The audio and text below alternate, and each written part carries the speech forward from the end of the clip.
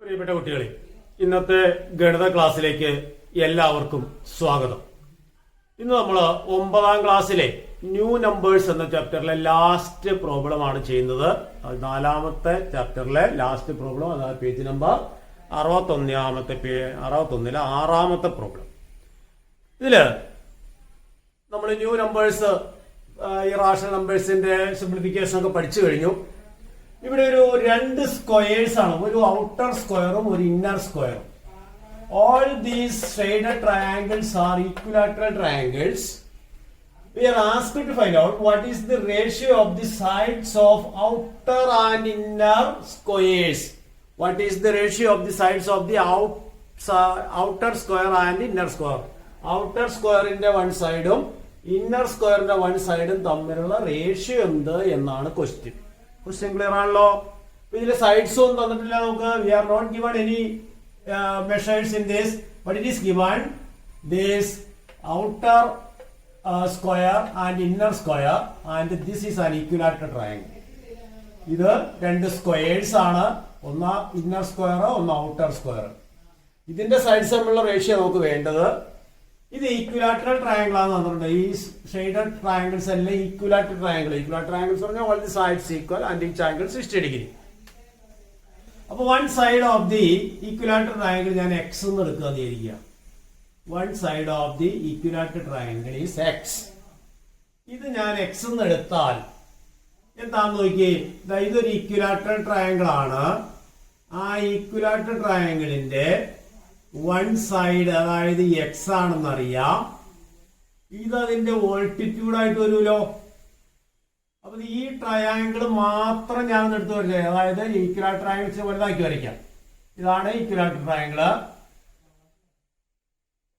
ഒരു ഈക്വിലാറ്ററൽ ട്രയാങ്കിള്, അതിന്റെ one side X ആണ്, ഓൾ സൈഡ്സ് എക്സ് ആണ്. അപ്പോ ഈ ഡിസ്റ്റൻസ്, അതാണ് ഞാൻ ഇവിടെ വരച്ച ഈ ഡിസ്റ്റൻസ് കണ്ടാ, ഈ ഡിസ്റ്റൻസ് ഇത് എന്ന് പറയുന്നതാണ്.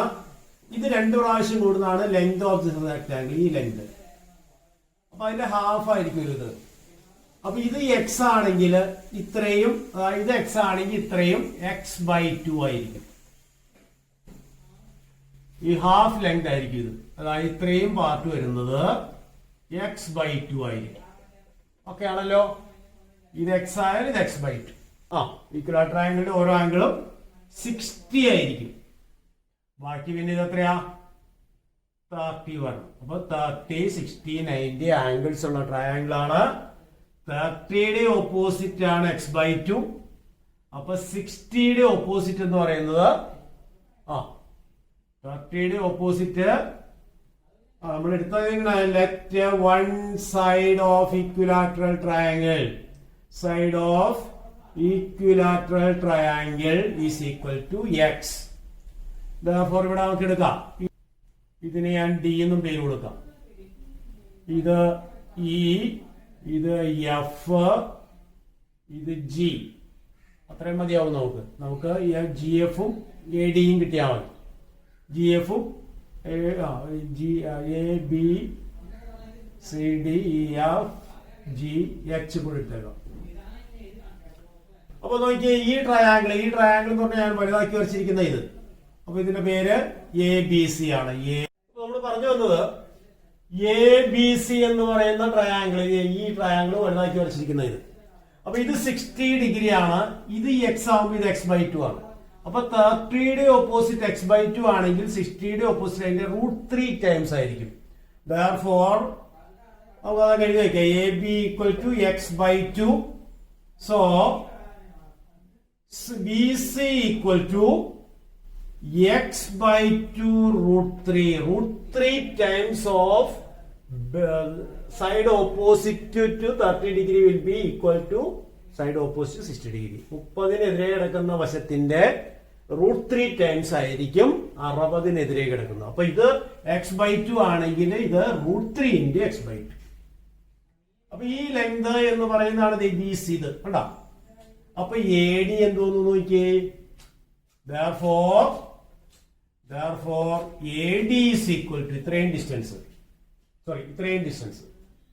ഈ ഡിസ്റ്റൻസ് എന്ന് പറയുന്നത് ഇത് എത്രയാണോ അതിന്റെ ട്വൈസ് വരും. കാരണം ഇത് രണ്ട് ഈക്വലാറ്റർ ട്രയാങ്കിളിന്റെ ഹൈറ്റ് കൂടുന്നതാണ്. അപ്പൊ AD is equal to 2 × x/2√3. അപ്പൊ 2 × 2 വെട്ടിപ്പോയി. അപ്പൊ √3x എന്ന് കിട്ടി. അപ്പൊ നമ്മൾ എടുത്ത ഒന്നാണ് പറയാം, let one side of the equilateral triangle X. അപ്പൊ ഇത് എക്സ് ആണ്. അപ്പൊ ഇവിടെ നിന്ന് ഞാൻ ഇതിന്റെ ഓൾട്ടിറ്റ്യൂഡ് വരച്ചു. അപ്പൊ ഇവിടെ ഒരു ചെറിയ ട്രയാങ്കിൾ കിട്ടി. അതിന് ഞാൻ ABC എന്ന് പേര് കൊടുത്തു. ഈ ABC എന്ന ട്രയാങ്കിൾ ഒന്ന് വലുതാക്കി വരച്ചതായത്. അതിന്റെ വൺ സൈഡാണ് എക്സ്. അതിന്റെ ഈച്ച് ആംഗിൾ 60 ഡിഗ്രി ആണ് നമുക്കറിയാം, ഈക്വലാറ്റർ ട്രയാങ്കിൾ ആയതുകൊണ്ട്. ഇത് 90 ആണ്. അപ്പൊ ഇത് 30 ആണ്.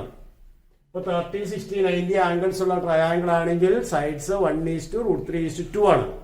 അപ്പൊ 30യുടെ ഓപ്പോസിറ്റ് എന്ന് പറഞ്ഞാൽ ഇവിടെ ടോട്ടൽ എക്സ് ആണ്. അപ്പൊ x/2 ആണിത്. അപ്പൊ x/2ന്റെ √3 ടൈംസ് ആയിരിക്കും ഇത്. അപ്പൊ BC നമുക്ക് കിട്ടി. BC എന്ന് പറഞ്ഞാൽ ഈ ഡിസ്റ്റൻസ് ആണ്. ഈ ഡിസ്റ്റൻസിന്റെ ട്വൈസ് ആണ് ഇത് AD. അതാണ് ഇപ്പൊ നമ്മൾ കണ്ടുപിടിച്ചത്. ഇനി ചെറിയ സൈഡ് ട്രയാങ്കിൾ, therefore വലിയ ട്രയാങ്കിളിന്റെ സൈഡ് എന്ന് തോന്നുന്നു. therefore HD, one side of the outer square. HD എന്ന് പറയുന്നത് ഈ നീളവും കൂടി കൂട്ടുന്നല്ലേ. അപ്പൊ എക്സ് അല്ലെ √3, ഇത് രണ്ടും കൂടി √3x + x എന്ന് എഴുതാം. ഇത്രയും √3x ആണ്. ഇത് √3x എന്ന് കിട്ടി. ഇത്രയും x ആണ്. അപ്പൊ √3x + x. അതിനെ നമുക്ക് ഇങ്ങനെ എഴുതാം, x × √3 + 1. x × √3 + 1 is one side of the outer square. ഇനി ഇന്നർ സ്ക്വയറിന്റെ വൺ സൈഡ് എന്ന് പറഞ്ഞാൽ എത്രയാ? GF. അത് നമുക്ക് എങ്ങനെ എഴുതാം? GF എന്ന് പറയുന്നത് എന്താണ്? GF എന്ന് പറയുന്നത് ഈ റെക്ടാംഗിളിന്റെ ലെങ്തിൽ നിന്ന് √3x നിന്ന് ഈ ഈക്വലാറ്റർ ട്രയാങ്കിളിന്റെ വൺ സൈഡ് കുറയ്ക്കുന്നത്. ഇത്രയും √3x ആണല്ലോ. √3x നിന്ന് x കുറയ്ക്കുക. therefore GF is equal to GE - FE. GE എന്ന് പറയുന്നത് ഇത്രയാണ്. അത് √3x ആണ്, ലെങ്ത് ഓഫ് ദിസ് റെക്ടാംഗിൾ. അപ്പൊ √3x മൈനസ് ഇത് one side of the equilateral triangle ആണ്. അപ്പൊ ഈ ലെങ്തിൽ നിന്ന് ഈ length, one side of the equilateral triangle subtracted from the length of this rectangle. So √3x - x. പറഞ്ഞ ക്ലിയർ ആയോ? ഈ ലെങ്ത് എന്ന് പറഞ്ഞാൽ √3x കിട്ടി. അപ്പൊ ഇത് √3x ആണ്. ഇത് ഈക്വലാറ്റർ ട്രയാങ്കിളിന്റെ വൺ സൈഡ് എന്ന് പറഞ്ഞാൽ എല്ലാ ഈക്വലാറ്റർ ട്രയാങ്കിളും സെയിം ആണല്ലോ. അത് √3x, ഇത് x ആണ് എടുത്തിരിക്കുന്നത്. അപ്പൊ √3x നിന്ന് x കുറയ്ക്കുന്നതാണ് ഈ ലെങ്ത്. അപ്പൊ one side of the smaller square. അപ്പോ one side of the smaller square എന്ന് പറയുന്നത് നമുക്ക് കിട്ടിയത് √3x × √3 - 1. √3 - 1 × x എന്ന് എഴുതാം. x കോമൺ ഫാക്ടർ വെളിയിലെടുത്തു. x × √3, √3x, x × 1, 1x. നീ റേഷ്യോ ചെയ്താൽ നമുക്ക് therefore ratio is equal to എന്ത് വരും? ഇനി നമുക്ക് റേഷ്യോ നമുക്ക് ഇപ്പറേറ്റ് മാറ്റി എഴുതാം.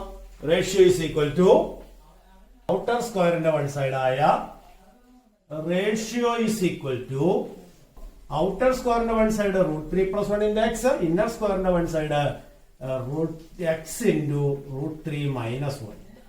അപ്പൊ x കോമൺ ഫാക്ടർ ക്യാൻസൽ ആയി. അപ്പൊ √3 + 1 × √3 - 1 എന്ന് പറയും. √3 + 1 is to √3 - 1 എന്ന് പറയുന്നതാണ് ratio of the sides of the outer square and inner square. പറഞ്ഞ ക്ലിയർ ആയോ? നമ്മൾ ചെയ്തെന്താണ്? ഒന്നുകൂടെ പറയാം. Let one side of the equilateral triangle, all these equilateral triangles are same. So one side of equilateral triangle x എടുത്തു. അപ്പോ ഇതും equilateral triangle, ഇതിന്റെ one side x ആണ്. അപ്പൊ ഇത് x ആണ്.